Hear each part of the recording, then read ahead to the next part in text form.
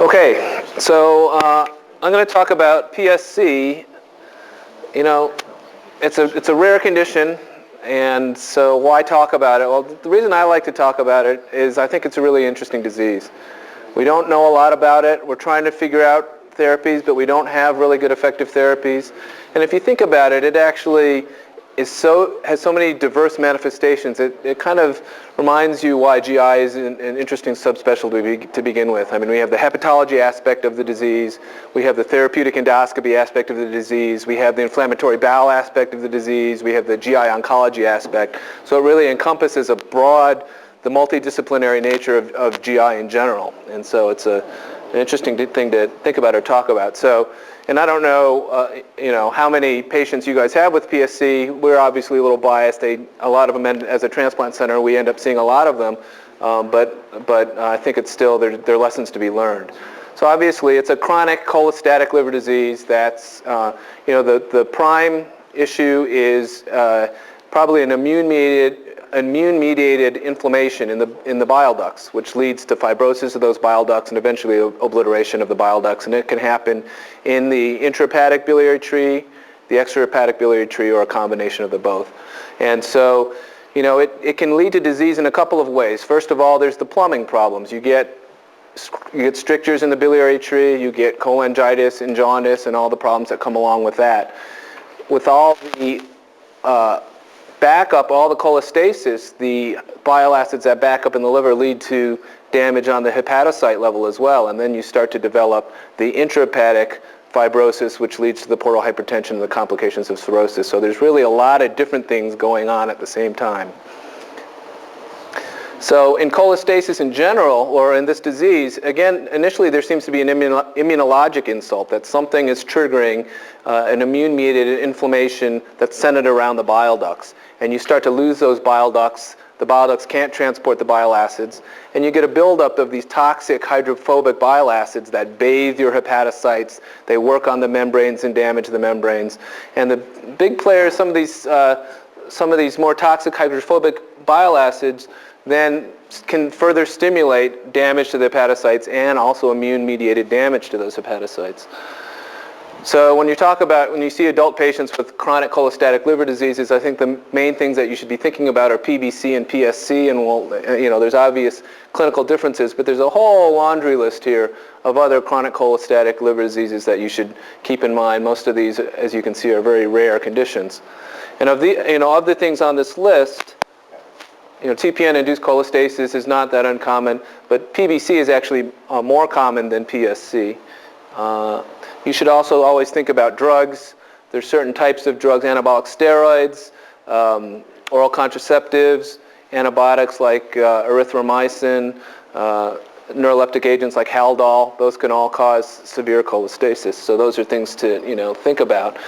When you're comparing PBC and PSC, there's some clear clinical differences. PBC is almost entirely a disease of women, at least 9-to-1.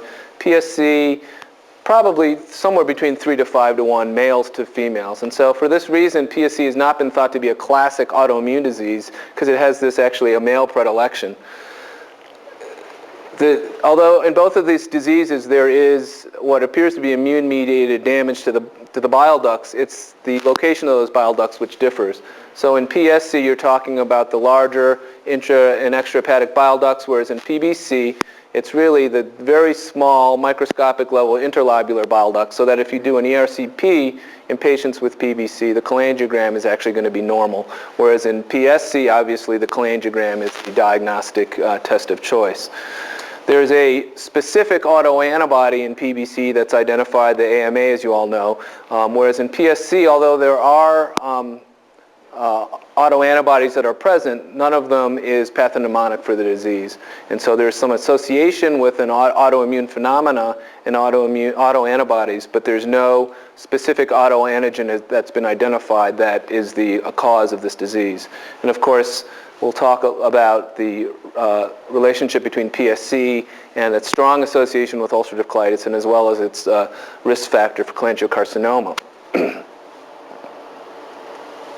So, as I said, this is a rare disease. There have been a couple now good population-based epidemiologic studies which show that these are, here's the incidence about 1 per 100,000, the point prevalence about 10 per 100,000, which if you translate it in Idaho here, it would be about 150 patients in the whole state of Idaho, I think, and nationwide only 30 to 40,000 patients. So this is not something that you're going to run across every day, but when you do, you'll be seeing these patients a lot because they're so complicated.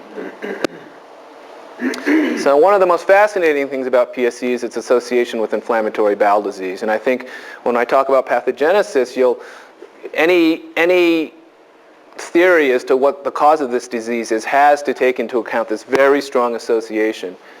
80% of PSC patients have underlying inflammatory bowel disease, and it's almost always colitis. So the great majority of these are ulcerative colitis patients, and it's more common, more extensive colitis. So pancolitis patients are much more likely to get it as opposed to those with just distal disease.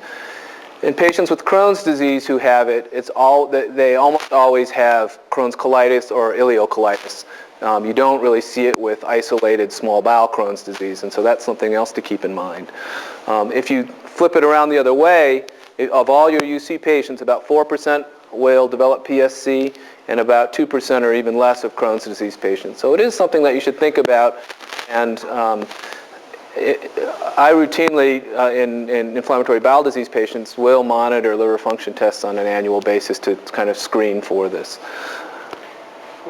The pericholangitis associated with Crohn's and the like, and low-grade abnormalities. Is there any progression from that towards PSC? It's not entirely clear, right? So these patients with Crohn's colitis who have mild LFT abnormalities, but normal cholangiograms, and if you biopsy them, sometimes you can see some mild inflammation that's centered around the bile duct. So these pericholangitis patients, that probably describes a group of people that's also called small duct PSC. So it's thought that it probably is a similar sort of situation, and in the few studies that have been done, there is a small risk of progression to full-blown PSC, but the disease progression is clearly a more benign, more indolent course than patients with full-blown PSC. So that inflammatory bowel disease almost always precedes the PSC, and it's on average is about 9 years, but that's not an absolute. There have been patients who have actually had colectomies. So there's patients who've had, liver transplants for PSC who do not have IBD, and years after liver transplant are diagnosed with inflammatory bowel disease for the first time.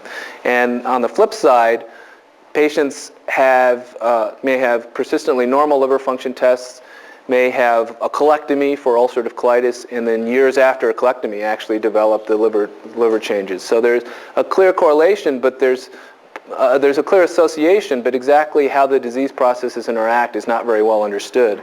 And the activity of the inflammatory bowel disease also does not correlate with the activity of PSC. So there's not a direct correlation between disease activity either. So what's the cause of it? Well, the bottom line is we don't know. We have identified a few factors which are clearly important. There are definitely some genetic factors. There's a genetic susceptibility. There are specific HLA haplotypes in which patients with ulcerative colitis who have these specific haplotypes are much more likely to get PSC. And I spared you the list of all these HLA haplotypes, which would mean nothing to you or me.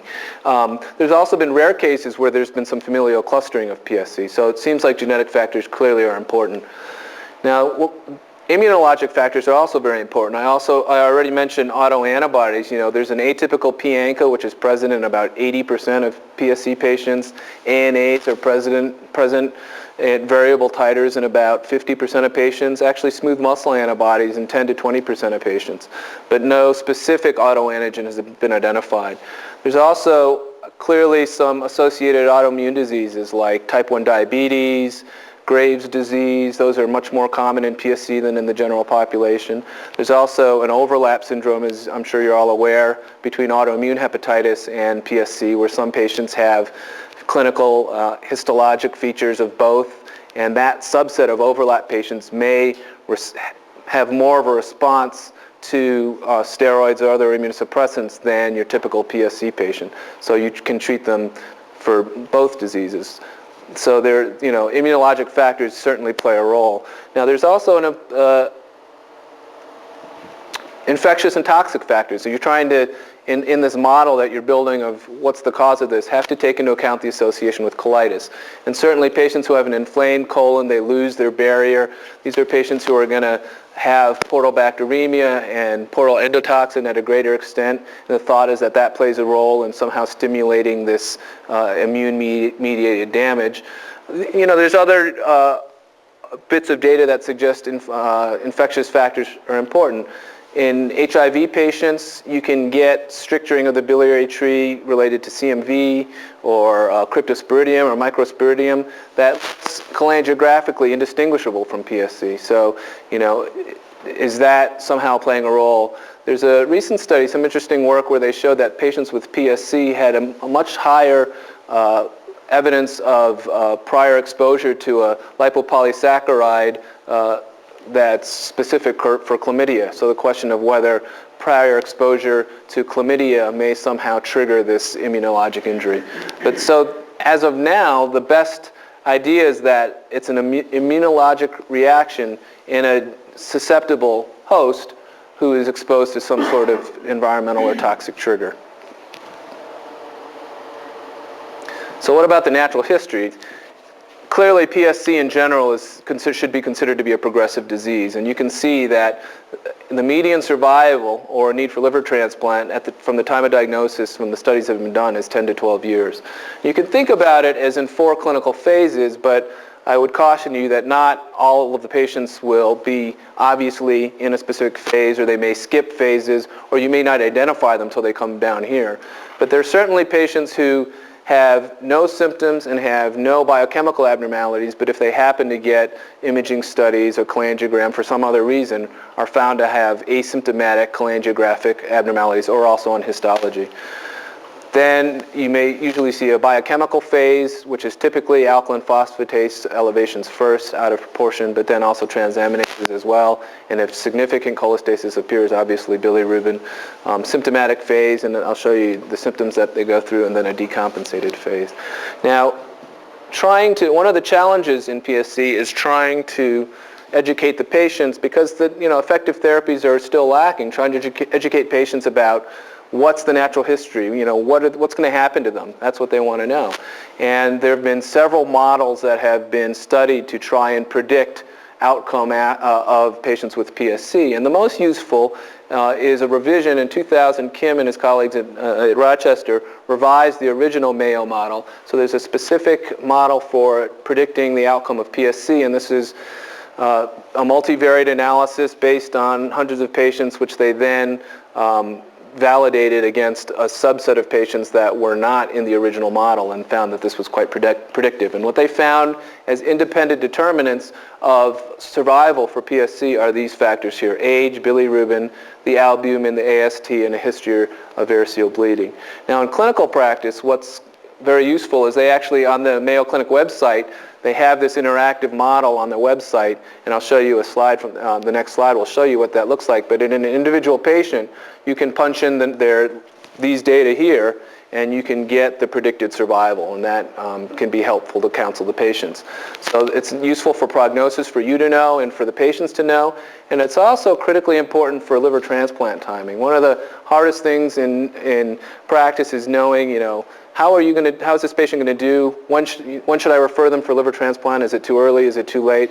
What do we, you don't want to transplant somebody before it's too early. And so what you can do with these models is you can compare their predicted survival to what is a well-established expected survival after liver transplant. So obviously if their natural history survival is better than what survival after liver transplant is, then it's too early to refer them. If their predicted survival is worse than the outcome after liver transplant, then that's somebody who may benefit from getting transplanted. So if you go to this website, this is what you'll see. You'll see a place where you punch in these numbers. So I just put in numbers for a fictitious patient here. You put in their age, their bilirubin, albumin, AST, and their history of variceal bleeding, and you hit compute, and it comes out with this risk score, which doesn't mean anything, but a 4-year expected survival. And you can compare this to liver transplant. We know that the expected survival after liver transplant after 1 year is about 85 to 90%, and after 5 years is about 75 to 80% for all comers for liver transplant. So in this patient who fits this pattern, he's still expected to do better, at least for the next 4 or 5 years, than a liver transplant. So he's early for transplant. But and it's not, a cut and dried thing, but it gives you a rough idea of where people stand vis-a-vis transplantation. If you guys don't know about the Mayo website also, they have the MELD calculator for, in general, calculating MELD scores, and they have a model for PBC survival as well, which is also clinically helpful. So clinically, there's a lot of studies, so there's a wide variation here, but you can see that a sizable minority of patients will be asymptomatic at the time of diagnosis, but if they do have symptoms, the most common are kind of nonspecific: fatigue, abdominal pain, and pruritus obviously is a big issue with all cholestatic liver diseases. And you can see jaundice, hepatomegaly, splenomegaly are kind of the most common. If there are physical signs, that those are the most common that you'll find. So how do you make the diagnosis? Well, it's by cholangiography. And I don't have any, I'm going to show you a few cholangiograms. I don't have any MRCP films to show you, but certainly as a non-invasive way, MRCP is also quite reasonable. I think it's somewhat technique and operator dependent, as is ERCP. But the studies have shown that it's probably, using ERCP as a gold standard, MRCP is approximately 90% sensitive and fairly specific. So on this cholangiogram, this is an early picture, and Mark, when you were training, you used to always talk about taking early pictures. There's nothing diagnostic here yet, but I think you can see a few things. One is that there's some slight irregularity here, and you're not quite sure yet at this point whether it's going to fill out or whether it's just a flow issue or whether there's truly a stricture here. The other thing to notice is that you're preferentially filling, even though the catheter is probably here behind the scope, you're preferentially starting to fill the cystic duct in the gallbladder and not really getting much intrahepatic duct filling. And I think that starts to suggest that maybe that there's some resistance to flow right there. And as you fill it out further, you can see this area still remains irregular, and sure enough, at what you expect to be the bifurcation here, you can see narrowing. You're really filling the gallbladder here. You can see severe attenuation of the ducts on the right side. You can see irregularity with areas of slight dilation that are upstream of areas of downstream stricturing. You can see some irregularity in a few different areas here. So this is, there's a million different ways that this can look. Here's another patient who has an area of narrowing here in the common hepatic duct. You can see just the wall irregularity here, areas of stricturing like here with upstream dilation above it, just generally irregular biliary tree. And here's another kind of interesting picture where it's kind of a funny looking bifurcation here. This looks pretty smooth and doesn't look that irregular, but you get abrupt areas of attenuation. These intrahepatic ducts really are diffusely attenuated. There are some areas up in the smaller intrahepatic ducts where there's focal areas of dilation. So these are some of the different ways that PSC can look. Now in histology, a liver biopsy, first of all, there are no pathognomonic or diagnostic findings on liver biopsy. Usually when you biopsy these patients, you find non-specific findings. But there are some things that strongly suggest PSC. Here in this portal triad, where a bile duct should be, this is totally obliterated by this fibrotic process. So this fibrotic process has obliterated the small bile duct, and this is called a fibro-obliterative lesion. And this is kind of the onion skinning. So here's this a bile duct with these these cuboidal cells, and it's these layers of fibrosis and collagen deposition around it. That's called the onion skinning. But this is really, probably 5 or 10% of PSC patients when you biopsy them, you see this. Typically what you'll see is kind of a non-specific portal-based inflammation. If you see the inflammatory cells kind of focused around the small bile ducts or attacking the actual biliary duct epithelium and invading them, that lets you know that there's more of a bile duct-centered injury than some of the other diseases, but there's nothing else more specific. Biopsy can be helpful for prognosis because, you know, as with all these other things that cause chronic liver damage, you can see the same sort of stages of fibrotic process, portal-based inflammation, which eventually can lead to portal-to-portal bridging and eventually cirrhosis. So a biopsy can help support a diagnosis of bile duct-centered injury and also give you some idea in terms of fibrosis staging. So what are the complications of PSC? Well, here's a list of them. Certainly, if you have areas of stricture, and you can get episodes of cholangitis. This is especially true if you instrument these ducts. So, you know, one of the things that you're always weighing is, do I intervene or do I not? Am I going to make the patient better or worse? And that becomes a big issue. Pruritus is a very common complication. It's thought to be related somehow to bile acids backing up, and also there seems to be an important role in terms of endogenous opioids, because actually some of the opioid antagonists seem to help the pruritus of cholestasis. Malabsorption and steatorrhea can happen if you're not getting your bile acids into the lumen. You can certainly see fat-soluble vitamin deficiency. And there's a specific hepatic osteodystrophy or a specific osteoporosis and rapid bone loss in patients with cholestatic liver disease, which is not well understood. It's most commonly seen in the PBC patients because these are, you know, typically women who also have the typical reasons to lose bone. But even in young men with PSC, osteoporosis can be a significant clinical problem. And, you know, some of it may be related to vitamin D deficiency, but in reality, the majority of it isn't, and it's not really well understood exactly why this develops. In patients who've had colectomy and an ileostomy, I don't know how often you guys have seen this, but you can see in patients with PSC who develop portal hypertension, you can see varices develop right around that ileostomy.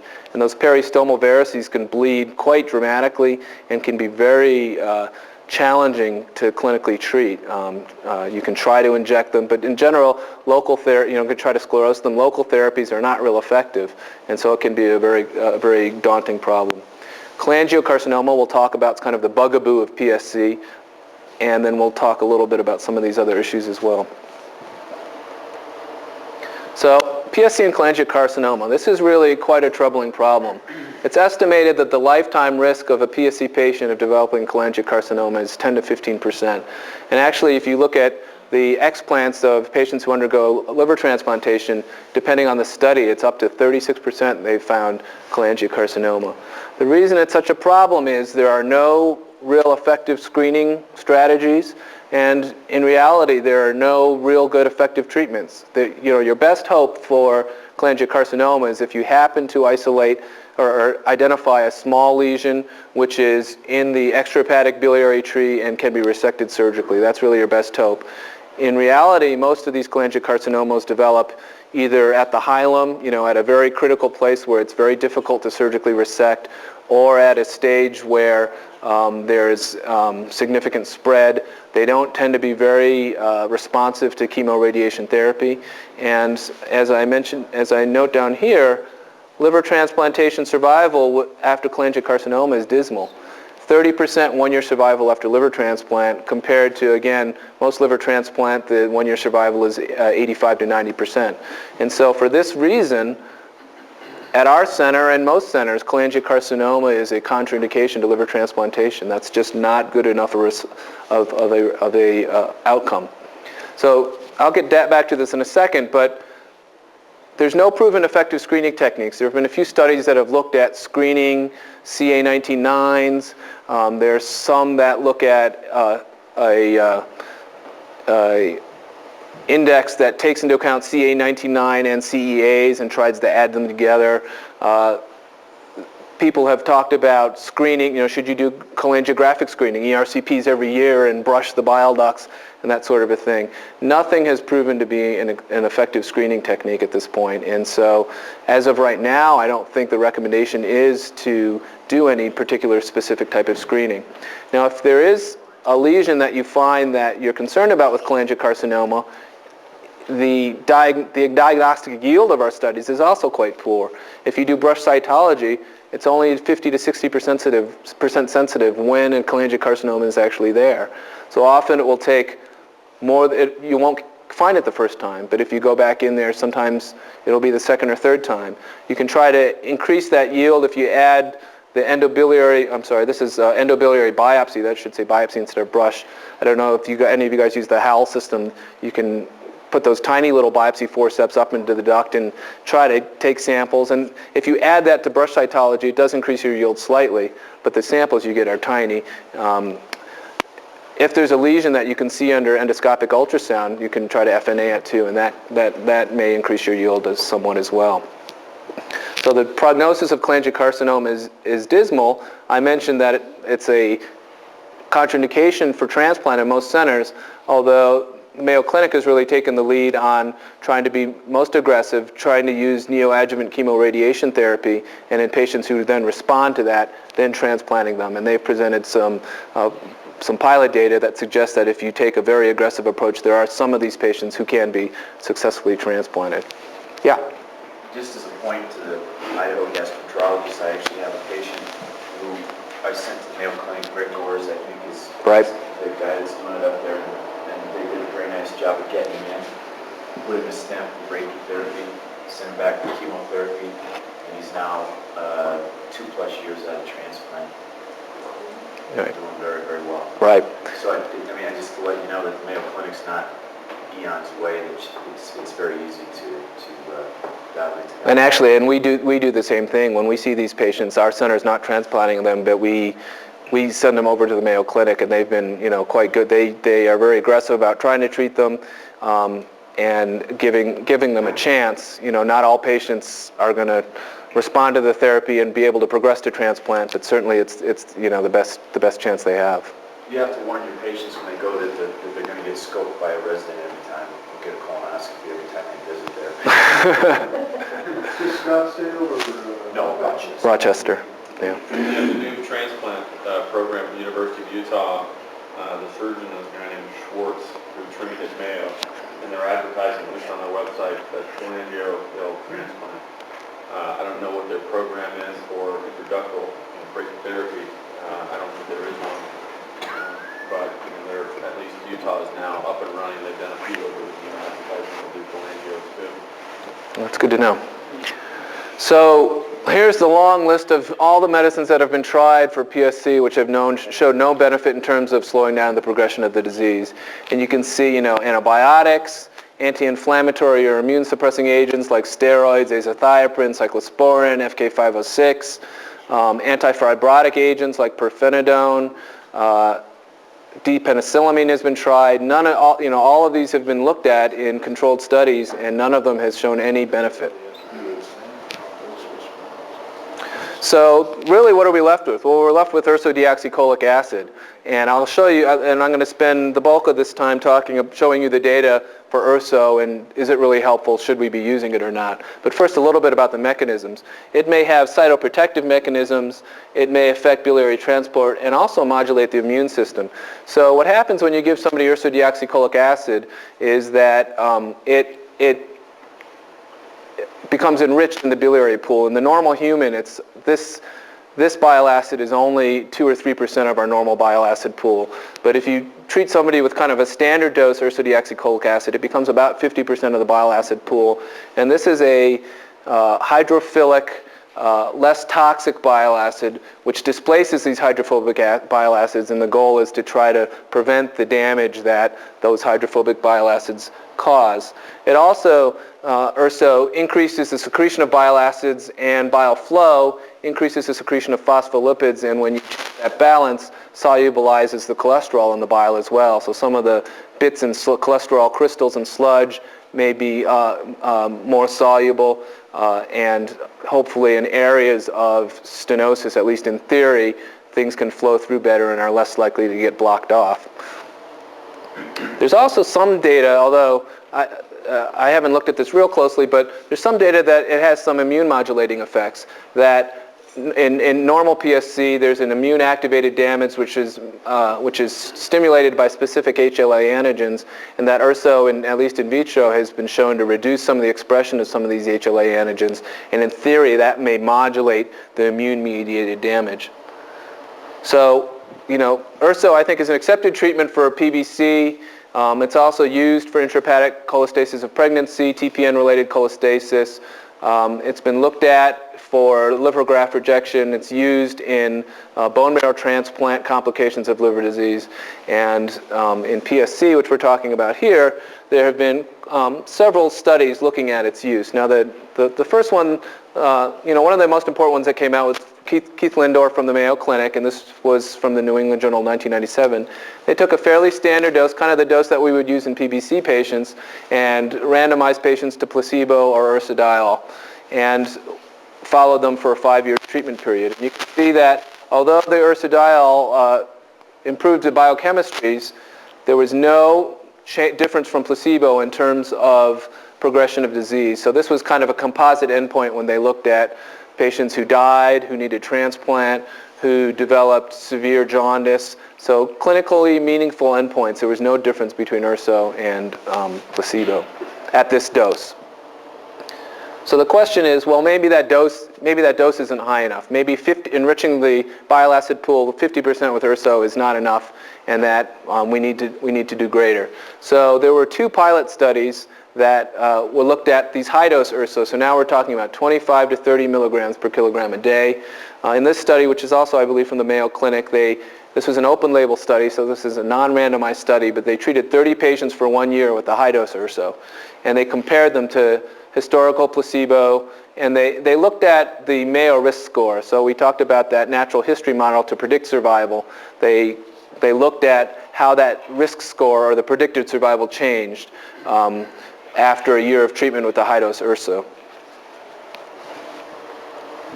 And what they found was that the high-dose URSO, sure enough, it improved the biochemistries, the AST and the alkaline phosphatase improved, and because of that, the Mayo risk score, so their predicted survival, again, based on this model, improved. And it was improved more so than compared to the previous placebo group in the previous trial, the historical controls. And also, I will note that there was no problems tolerating that highest dose of URSO. I think with URSO, the main side effect that we see is diarrhea, and it probably occurs in 25 to 30% of patients. It's usually mild, and it's usually clinically not a major issue. So these are the data that they had, where you can see in patients with, this is the alkaline phosphatase here, going up. They started with very high alkaline phosphatases. This is the mean, and dropped down significantly on a year of high-dose URSO. The AST similarly had a similar pattern, as did the bilirubin, and this is the serum albumin with a slight increase. So this pilot study suggested that certainly biochemically patients will improve with the high-dose URSO, and improve more so than they did with the standard URSO trials. And again, from that model, the predicted survival would improve, but whether that's really a true outcome, we don't know yet.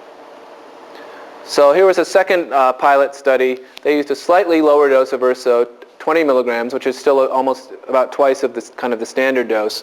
And this is a randomized study. They treated patients, it's a small study, only 26 patients, but they randomized them to placebo or high-dose URSO for 2 years. And the other good thing about this study is they did liver biopsies and ERCPs at the end of the study, and were able to blindly compare them to look for probably more clinically meaningful endpoints than just biochemical changes. And then to prove that maybe that there's a reason that things might have a meaningful change, you can see here that as opposed to the 50% saturation with URSO, when you go up on the dose, you do get a higher enrichment in the bile acid pool, which indicates that maybe that would be a mechanism for more of an improvement. You can't really see this slide very well, but here is these are their results. This is the staging, the fibrosis stage, and you can see up here the URSO-treated patients are in the dark hatched, and the placebo are in the white. And you can see the percentage of URSO-treated patients who had no change or a decreased fibrosis score was significantly better than the placebo patients in white, who were much more likely to have either no change or an increase in the fibrosis score. So on liver biopsy, there was less progression of fibrosis in high-dose urso-treated patients. And similarly, when they blindly reviewed the cholangiograms for severity of stricturing, you could see that patients on urso were more likely to be unchanged or improved in terms of cholangiographic findings, as opposed to placebo patients who were more likely to be unchanged or deteriorated.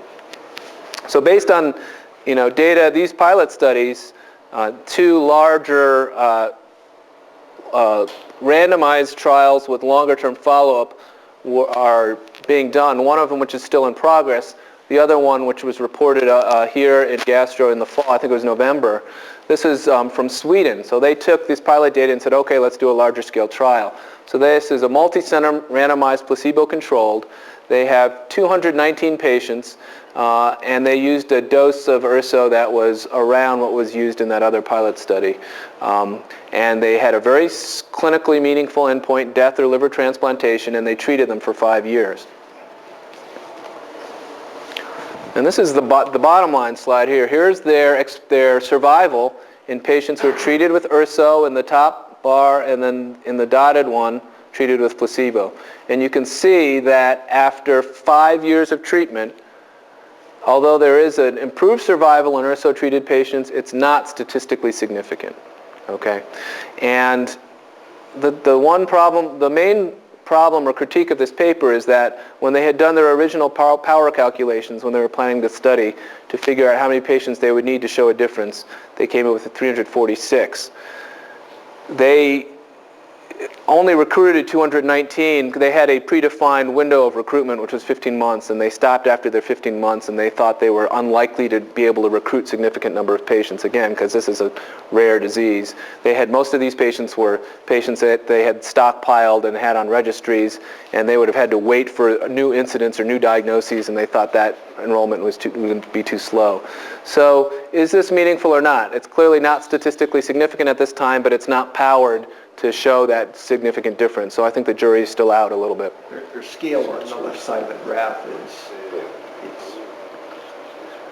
the difference of 0.87 and 0.92 rather than. That's a very good point. I mean, even though this is a 5-year study, you can see the absolute survival was still quite good. In the death or liver transplantation, we're talking about 92% versus 86% or something like that.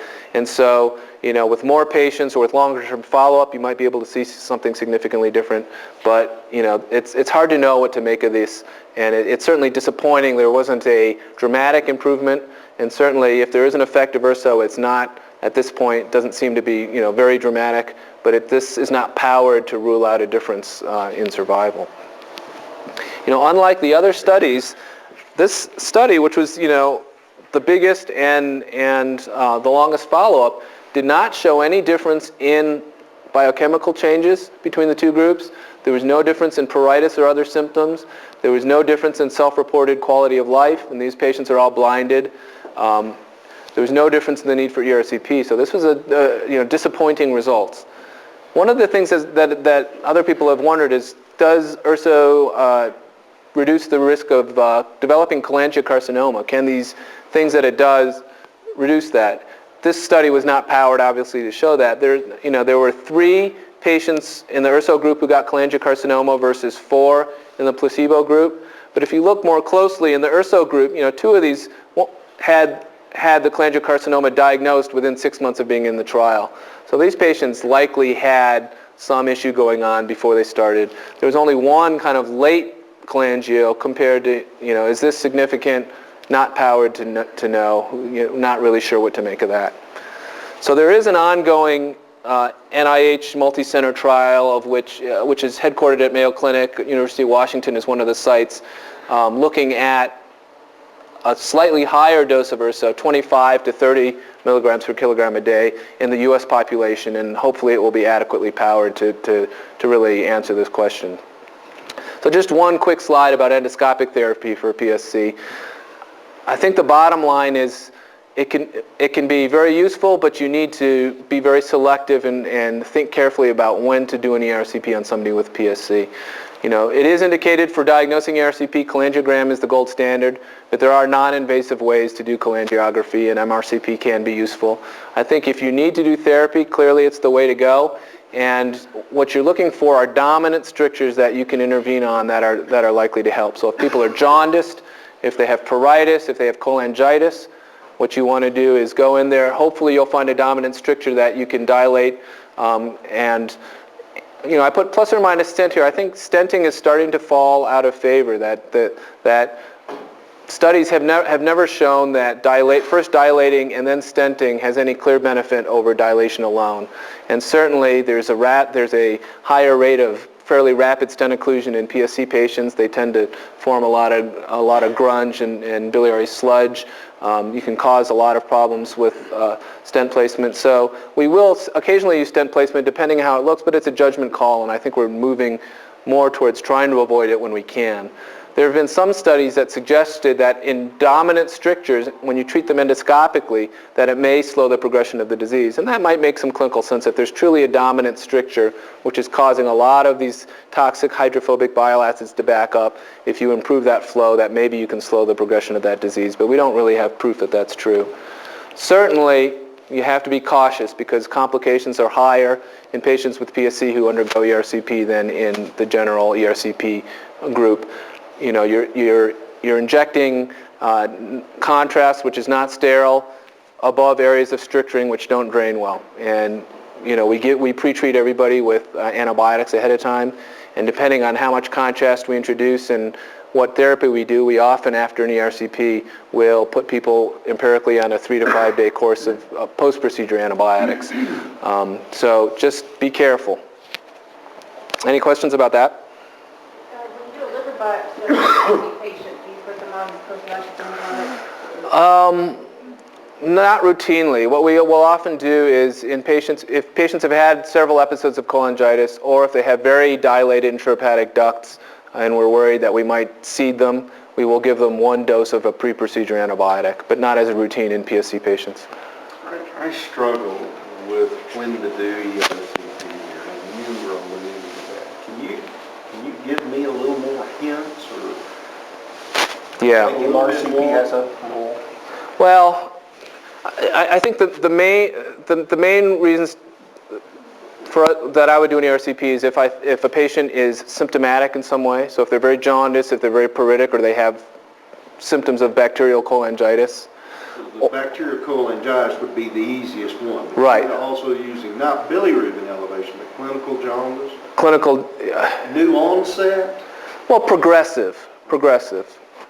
So, you know, some people may have this mild low-level bilirubins in the 2 to 3 range and maybe mildly icteric, but if there's clearly a clinical worsening of that, exactly. And there's 2 reasons to do it. One is because I think if I find a dominant stricture, I may make it better.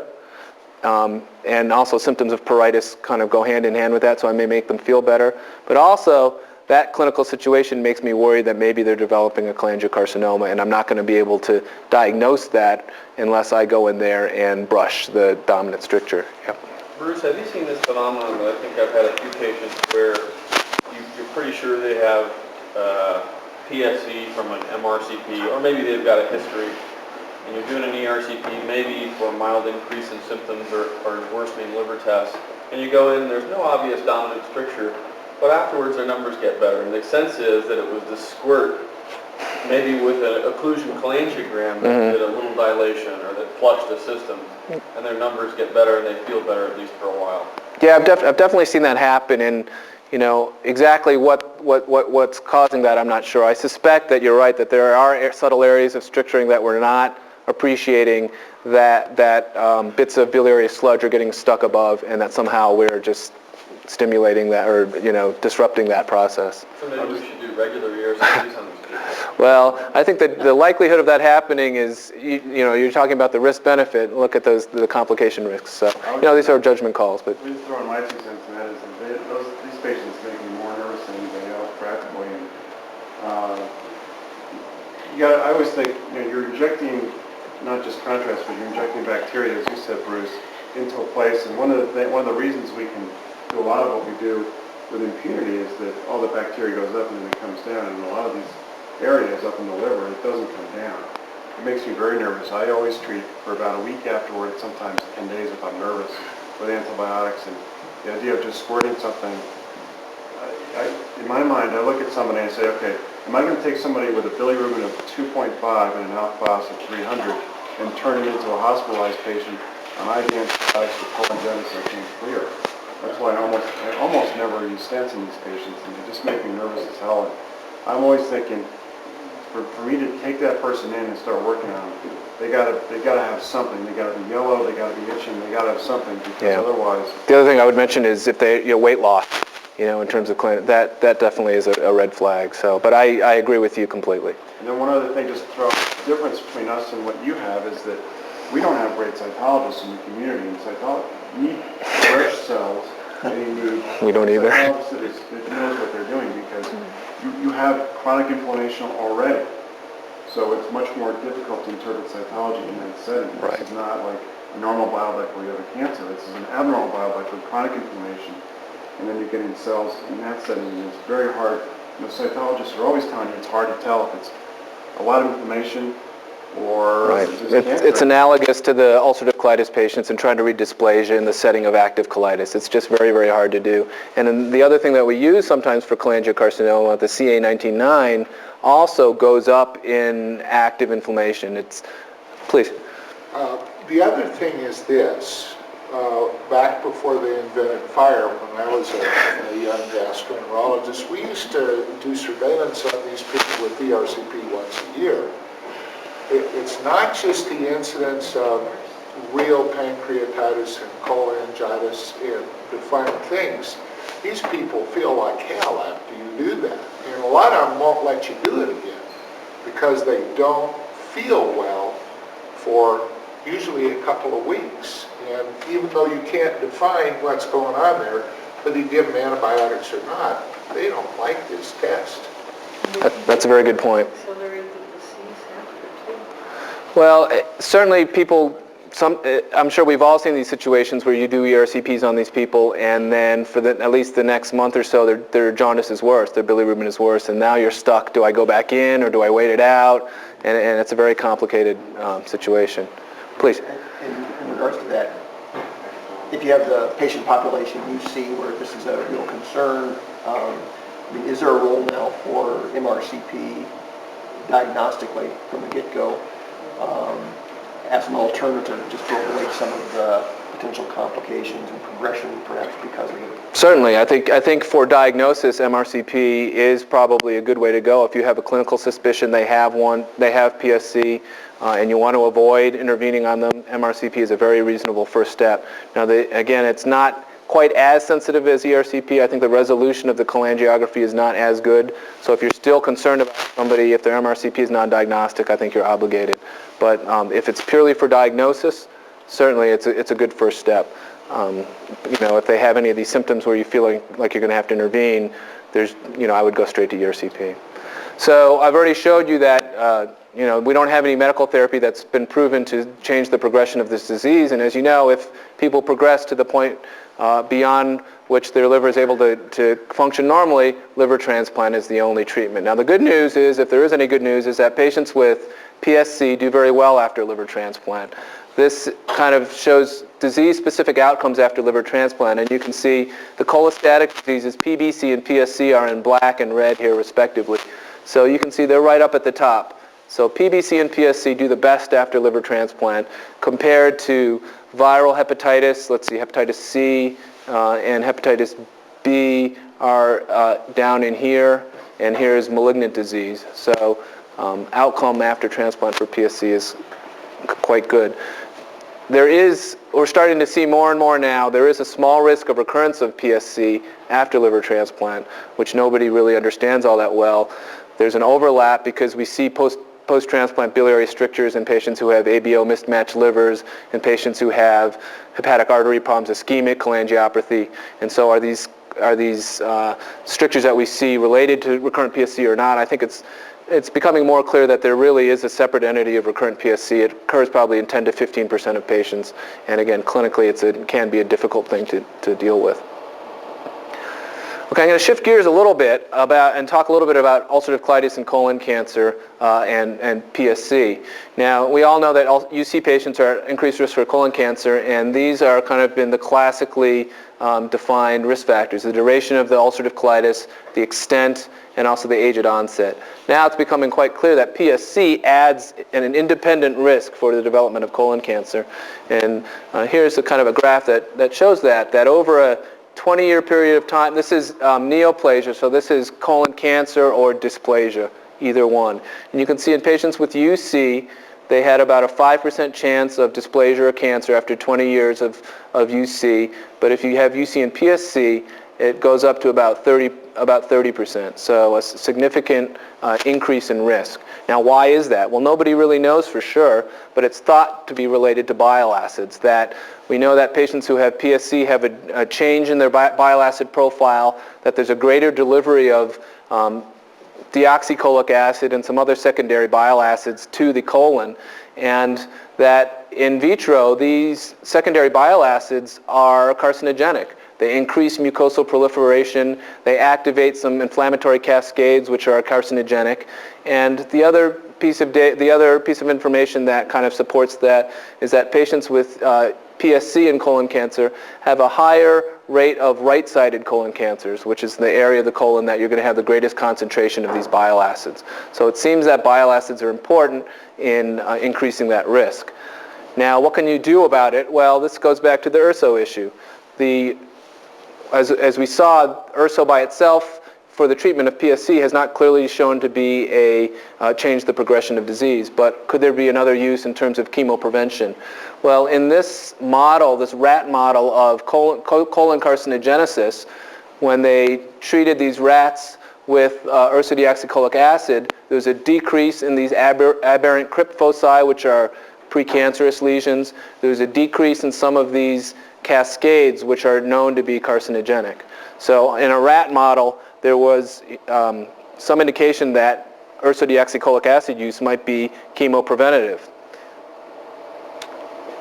So with that information, we looked at our PSC patients, some of whom had been on URSO and some of whom hadn't. And this was a study that we published in 2001 that was a retrospective study. So patients were not randomized to URSO or not. But we went back and looked at 59 patients who had well-documented PSC. They were already enrolled in a very structured surveillance program where they had 4-quadrant biopsies every 10 centimeters in their colon, down to the descending colon, and in the sigmoid and rectum every 5 centimeters. So on average, these patients were having 40 to 50 jumbo biopsies of their colon to look for dysplasia, and they were all read by Roger Haggett blindly. And I'll show you the data here. So out of the 59 patients, we had 26 who had dysplasia, a high number, and 33 who didn't have dysplasia. When we looked at, again, retrospectively, the differences, as you might expect, patients who had dysplasia were more likely to have had ulcerative colitis onset at younger age. They were more likely to have a longer duration of ulcerative colitis than patients who did not have dysplasia. And you can see here there's no difference in these things, which kind of would be markers of how actively did you look for the dysplasia. Now, when we looked at their medication usage, and again, they weren't randomized to usage, so this is what they were on, what had been prescribed by their physicians. The only drug that was associated with a lower risk of dysplasia was ursodeoxycholic acid, and the odds ratio was 0.18, and this was highly statistically significant. There have been some data that have come out that 5-ASA preparations, because they reduce mucosal inflammation, might reduce the risk of dysplasia. We didn't see that in our study here. So this is all dysplasia. If we look specifically at high-grade dysplasia, of which there were 11 patients, again, really very similar findings. The odds ratio interval is a little bit bigger because there are fewer patients, but ursodeoxycholic acid was the only one that was associated with a reduced risk of high-grade dysplasia. And then if you throw that into the multivariate model, so you take the ones that are significant on a univariate model and look at ones that are independently associated with dysplasia. You can see that ursodiol use was independently associated with a decreased risk of developing dysplasia, and the age at onset of colitis whereas the sulfasalazine use was not. And similar data for the high-grade dysplasia. Now, the criticisms of this study were that it was a retrospective study, that people weren't randomized. Why were some people on urso, others not? Maybe some people had diarrhea, and so their doctors didn't give them ursodeoxycholic acid. So the Mayo Clinic group actually went back to one of their prospective studies. So this was prospectively, people were randomized to urso and placebo, and they followed 52 subjects for a long time, and they really found very similar findings, that the patients who had been randomized to urso had a much lower chance of developing cancer or dysplasia than those who were randomized to placebo. How often do you do colonoscopies in your PSC patients that you see? Annually. The data from those two studies has kind of awakened interest for urso as a general chemopreventative agent. And so actually in Arizona, there was a large consortium of doctors who took 1,285 patients and these are not UC or PSC patients. These are regular patients who had an original colonoscopy where they found an adenoma at least 3 millimeters that was removed, and then they randomized them to placebo or urso. And they repeated the colonoscopy 3 years later and tried to look at adenoma recurrence. Their data were not that impressive. You can see at 3 years the percentage of patients who had an adenoma was not significantly different. The only significant difference that they saw was that adenomas that had high-grade features, which perhaps have a greater malignant potential, there was a higher percentage, although that true difference was not extremely high. When they looked at villus features, the size, and the dysplasia, and lumped them together into what we consider to be high-risk lesions with advanced features, there was no statistically significant difference. But she had been asymptomatic for years and was on no treatment, actually. She had 6 months prior had a mildly elevated alkaline phosphatase and mild pruritus, and her local gastroenterologist had done an ERCP, which had showed some mild intrahepatic duct irregularities consistent with PSC, but there was no dominant strictures. Then her jaundice got worse, and she was referred to one of my colleagues. So 4 months later, her jaundice was worse with a bilirubin up to 4.2. She developed fatigue and 27-pound weight loss. So that was quite concerning. Like I said, her bilirubin was 4.2, and her CA19-9 was 464, which is 10 times the upper limit of normal. She had an abdominal CT scan, which showed some intrahepatic biliary dilation, but no obvious mass. And so Mike Saunders did an ERCP, and this is what it looked like. Looks pretty nasty. So the distal duct looks slightly irregular, but okay. You can see here in the common hepatic duct a long stricture here, and then right at the bifurcation, strictures of these takeoffs with upstream dilation here.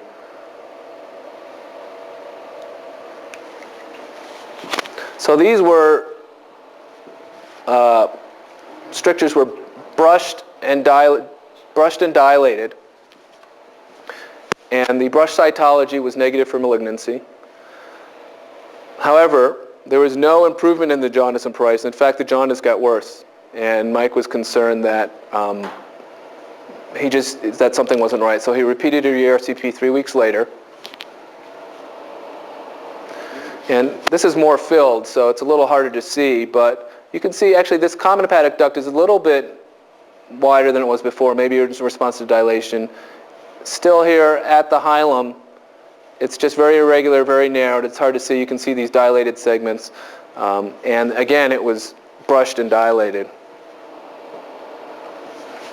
And this time, the cytology comes back cholangiocarcinoma. Okay. Right at the hilum again. She was referred to Mayo Clinic. They did brachytherapy, chemoradiation, the neoadjuvant therapy, and they actually did an operative staging where they, after treatment, they did a laparoscopy to look, and they found extension of disease. So she was denied for transplantation and currently is on supportive care only. So that's unfortunately not that an uncommon situation. Be contrasted a little bit with this patient who clinically seemed very similar in a lot of ways. A 49-year-old man. He had actually had UC for 20 years, which was under good control. At age 40, he developed pruritus and jaundice and was diagnosed with PSC. He had a common duct stricture that was dilated. He had a temporary stent placed at that time. And he actually normalized, and he did well for about 8 years. So after that initial presentation of jaundice, he was dilated and didn't have any more problems for 8 years. He had been on urso over that time. He would, every other year have some mild symptoms that might be suggestive of mild obstruction or mild cholangitis, but they responded without any therapeutic or endoscopic intervention. However, 3 months before he was referred to us, he again also developed fatigue, 20-pound weight loss, and ability to about 3. So really a similar clinical situation to the young lady I described earlier. And this is what his ERCP looked like. And Mark, this is the one that you did when I went back and looked. This is Mark Mallory. I was surprised to find you in the short position. The mild, it's kind of narrowed here distally. There's probably stricture here because it's mildly dilated here. And this is the area that I'm probably most concerned about. The hilum is a most common place for cholangiocarcinoma. You can see dilation here, and you can kind of in your mind imagine that maybe there would be a mass lesion there. At the time, I was really worried about this, and so we brushed it and did some endoscopic dilation of that. And this was actually a follow-up one. I can't remember how much later this was done. You can see actually, we can see some cholangiographic benefit from the dilation we've done. This side opened up some. This side is still quite tight, and it was brushed again. So we brushed that twice. And, I forgot to mention, his CA19-9 also was exactly similar to what that other woman's was. So very concerning, especially with those cholangiographic appearance. So we had brushed it twice. They were both negative, but we know that the sensitivity is not great. We're still worried about him, right? He's got a high CA19-9. He's got weight loss. So we actually did a CT-guided, on the imaging there was no obvious mass in that lesion, but in cases when we're real worried, we will do a CT-guided percutaneous biopsy just kind of aiming at the hilum there. It's a little bit of a blind biopsy, and that also was negative. And so we felt that we were still worried that he was harboring a malignancy, but we felt that we had done due diligence and done as much as we could to try to rule out a malignancy, and we hadn't found one. So 8 months later, he got listed for liver transplantation, and he actually went to liver transplant. And I will mention, when they do liver transplants in PSC patients, as opposed to the standard bile duct to bile duct anastomosis, they do a Roux-en-Y choledochordigenostomy. And the reason is that way they can take out as much of the native common duct as possible all the way down to the pancreatic head, so that you're not leaving in that remnant to develop cholangiocarcinoma later. So it's a little bit more of an involved surgery, but the reason is to prevent late cholangiocarcinoma. And on him, despite all our worries, there was no evidence of cholangiocarcinoma, and the patient is now doing well 3 years after liver transplant. So in summary, PSC's pathogenesis is complex and poorly understood. These are very challenging but interesting patients to take care of. It leads to a progressive clinical course, the cholangiocarcinoma issue we've talked about extensively. And the bottom line is we don't have any highly effective therapy. Clearly, urso at standard doses are ineffective. Quite unclear whether the high doses are going to be useful. The studies are ongoing. Certainly, if they do lead to an improvement, it's not a very dramatic improvement, or we probably would have seen it in that study that was published last year. Now, a lot of people are using urso anyway because now we have pretty good data to show that it's chemoprotective against colon cancer. It is very well tolerated. It's kind of it may help somewhat, it doesn't seem to hurt, and we don't really have any other options. And so for that reason, I think a lot of people are still using it. I'll stop there and take any other questions. I was at the Mayo Clinic last week, and at their little course, and they said that when they identify PSC in someone, they immediately begin surveillance. No matter, where traditionally we think pancolitis 8 to 10 years is, and you may have discussed this while I was in the restroom, but they didn't present any data, and kind of in a breakout session I asked it. Yeah. Well, I looked at it as kind of like a Did we really say that? Yeah. They got a protocol with neoadjuvant. He's talking about colonoscopic surveillance, because normally in a UC patients, if it's left-sided colitis, we'll wait 20, 25 years. If it's pancolitis, 8 years.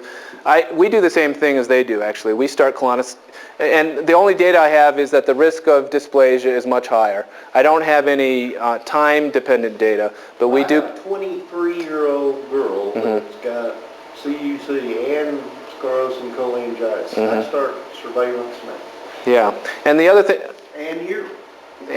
Well, that's a little bit debatable. A couple things I would say to that.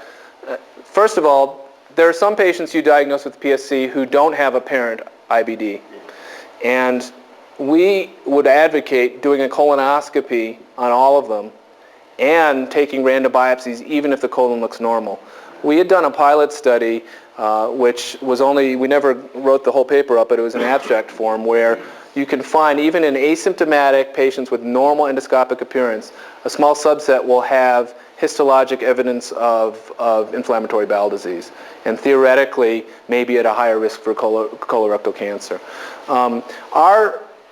I think the standard of care, or the textbooks would say yearly colonoscopic surveillance in the patient that you talk about.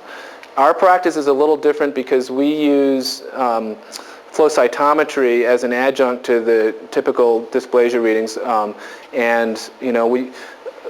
this is kind of an offshoot of, we have a Barrett's esophagus group where they've clearly shown that flow cytometry is an early marker of subsequent dysplasia, and we have some data in the ulcerative colitis patients as well. So in our patients who have no dysplasia and no flow cytometric abnormalities, we space out the colonoscopic surveillance to 2 to 3 years. But if that flow cytometry, which is really mostly in a research setting, is not available to you, I think the standard of care would still be annual, and even in a 22-year-old. What do you do with the patient who has no apparent inflammatory bowel disease? I have 2 of these. Both of them have been transplanted.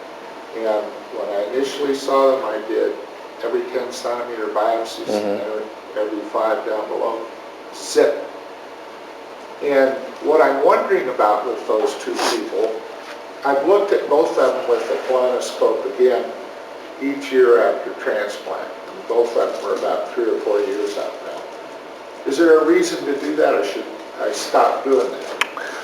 I think there aren't any data to guide us, so I think this is kind of a clinical judgment call. I would not stop completely, but I probably would say you can probably back off a little bit from what you're doing. Now, how old are they?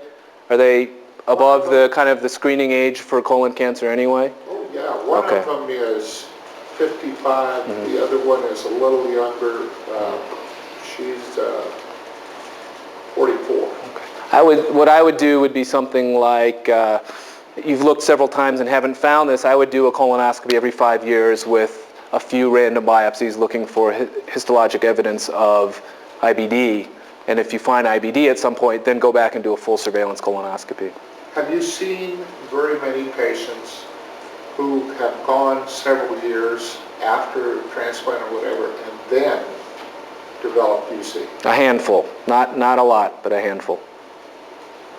Yeah? Now, what about your UC patients post liver transplant? Would you still need the surveillance that frequently? If they're known to have UC and they... Or so they've had a transplant? Yeah, because the colon cancer rates are actually higher after liver transplant when you're on immunosuppression. So yeah, those people would be typical standard surveillance, annual surveillance. Yeah. Just out of curiosity, the gentleman from Boston, Marshall Kaplan? Is he done with his methotrexate stuff? I don't know whether they're ongoing. I know certainly the data that have been presented so far have not shown any change in progression of disease, and so I don't know of any ongoing studies with methotrexate for PSC. Is he still alive? He is, and he's still practicing. There's a patient in Seattle who had his transplant there and goes back there every year. Just got a letter from him. Can I ask a question about PVC? Sure. Sometime, I think it was a year ago, there was an article about combining treatment with two existing drugs that were used for something else that looked pretty promising. Has that continues? Or maybe it was urso and methotrexate combination. Yeah. Probably the study you're thinking of is one where they looked at urso and methotrexate combination, and there was no added benefit to adding methotrexate. So it's two different drugs. Oh, is that right? And Okay. so it's done in Europe. I'm not- The person that looked like a little promising, but then I haven't seen him. I don't know exactly what you're referring to. So. So we're going to have to cut it off there. And any other questions, you can always ask Bruce later. But Bruce, fantastic job. Thank you.